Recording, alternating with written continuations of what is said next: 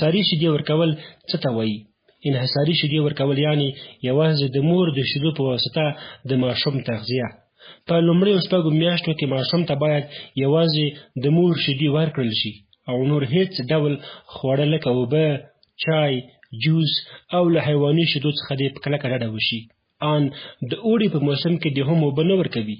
د مور شیدې کافي اندازه اوبه لري، همدا ورته بسنه کوي.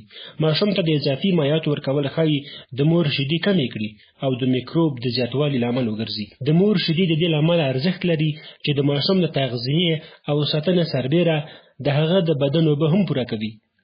په شیدو کې د میکروب ضد او دفاعي عوامل د ماشوم د کولمو او معافیت سیستم ساتنه کوي او د یو طبیعي واکسین په توګه دنده ترسره کوي. د مور شیدې د غذایي ارزښت سربیره د مور او ماشوم ترمنځ د خپلمنځي اړیکې د پیاوړتیا، د ماشوم په آرامۍ او د ماشوم د بدن د تودوخې په ساتنه کې هم مرسته کوي. ماشوم ته شیدې ورکول باید د زیږون په هماغه لومړي ساعت کې پیل شي او د شیدو ورکولو بهیر باید د ماشوم د اړتیا له مخې صورت ومومي، یعنی په شپه ورځ کې باید شیدې ماشوم ته ورکړل شي.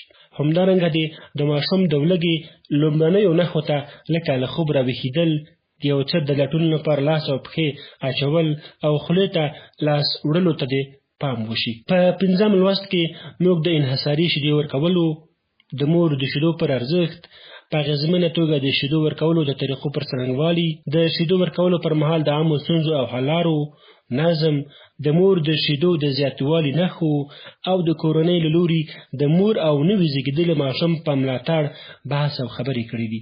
هیله مند یو چې د همدې لږو امکاناتو پر مټ او د دې درس له مطالبو څخه په ګټې اخیستنې سره وکولی شو د مور او ماشوم د تغذیې، روغتیا او حفظ الصحې د ښه والي په موخه اغېزمن ګامونه اوچت کړو. سوکاله او خوشحاله اوسئ.